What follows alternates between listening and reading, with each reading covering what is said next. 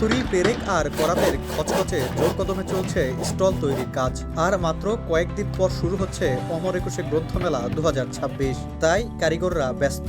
জাতীয় নির্বাচনের জন্য প্রথমে 20 ফেব্রুয়ারি এবং পরে তা পিছিয়ে 25 ফেব্রুয়ারি নির্ধারিত হয়। সর্বশেষ ঘোষণা অনুযায়ী 26 ফেব্রুয়ারি বইমেলা শুরু হবে। উদ্বোধন করবেন প্রধানমন্ত্রী তারেক রহমান। বারবার তারিখ পরিবর্তনের কারণে ক্রেতা উপস্থিতি নিয়ে প্রকাশকদের মধ্যে মিশ্র প্রতিক্রিয়া।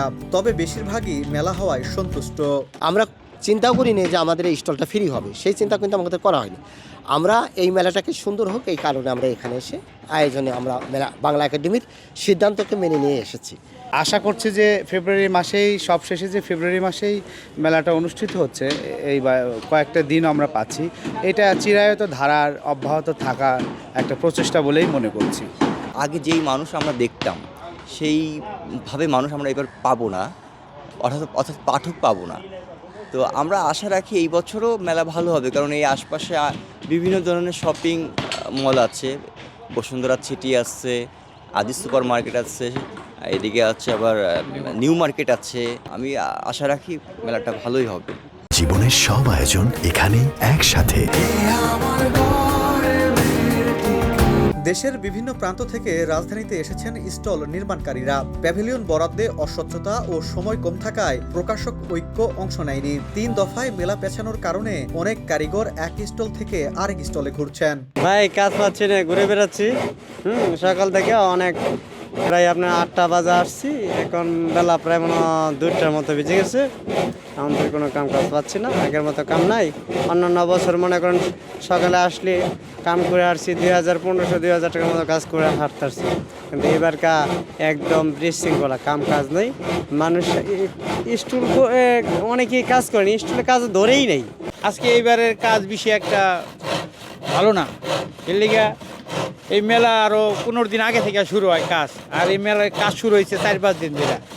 আগে মনে করি যে রাত দিন সমানে কাজ করতাম, আর ওখানে রাইতে কাজ করি না, আমরা রাইতে ঘুমাই থাকি। যে তুলনায় কাস্টমার থাকার কথা সে 16 ভাগের 4 ভাগও কাস্টমার নেই। বাংলা একাডেমি জানিয়েছে এবারের মেলায় স্টল ভাড়া সম্পূর্ণ মওকুফ, অর্থাৎ প্রতিষ্ঠানগুলো শুধু স্টল সাজিয়ে বেচাকেনা করতে পারবে। প্রকাশকরা বলছেন প্রকাশনা শুধু ব্যবসা নয়, এটি একটি সেবামূলক কার্যক্রম। মানে ফেব্রুয়ারি মাস অলমোস্ট শেষের দিকে, এবং তারপর যেহেতু রমজান, স্কুল কলেজগুলো বন্ধ, ম্যাক্সিমাম জিনিসই আপনার হচ্ছে শিক্ষা প্রতিষ্ঠান সহ বন্ধ হয়ে যাবে, এবং শেষের দিকে হচ্ছে সবাই বাসায় যাবে, মানে দেশের বাড়ি যাওয়ার চাপ থাকবে। তো সেই ক্ষেত্রে আসলে ব্যবসায়িক লাভজনক হয়তোবা হবে না।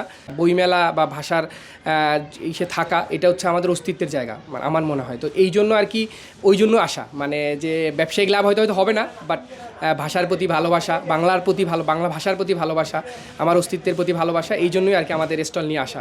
পাঠকদের সাথে লেখকদের পরিচয় করিয়ে দেওয়ার জন্য আমার এই প্রদর্শনী। এখানে আমি লাভের জন্য আমি করি না। আর আমি যদি লাভ করতাম, আমি বিদেশে ছিলাম, টাকা পয়সা কামাই করতে পারতাম, কোটি কোটি টাকার মালিক হতে পারতাম, এই প্রকাশনীতে আসতাম না। আমি প্রকাশনীতে এসেছি এই জাতিকে সেবা করার জন্য, এই দেশকে সেবা করার জন্য। কারণ আমি মনে করি পৃথিবীর সবচেয়ে বড় সম্পদ হচ্ছে জ্ঞান। বাণিজ্যিক যে ট্রেডটি, এটি আসলে সেবামূলক একটি প্রতিষ্ঠান হিসেবেই স্বীকৃত রাষ্ট্রীয়ভাবে। কাজেই আমরা বাণিজ্যের থেকে একটা শিক্ষা বা জ্ঞান প্রসারের জন্যই কাজ করে যাচ্ছি। বড় প্রতিষ্ঠানগুলোর অনুপস্থিতিতে স্টলের সংখ্যা আগের বছরের তুলনায় 2 শতাধিক কমেছে। তবুও অংশগ্রহণকারী প্রতিষ্ঠান আশা করছেন পাঠকের উপস্থিতিতে মেলার প্রাণবন্ত পরিবেশ ফিরে আসবে। হুমায়ুন কবির, কালের কণ্ঠ, ঢাকা।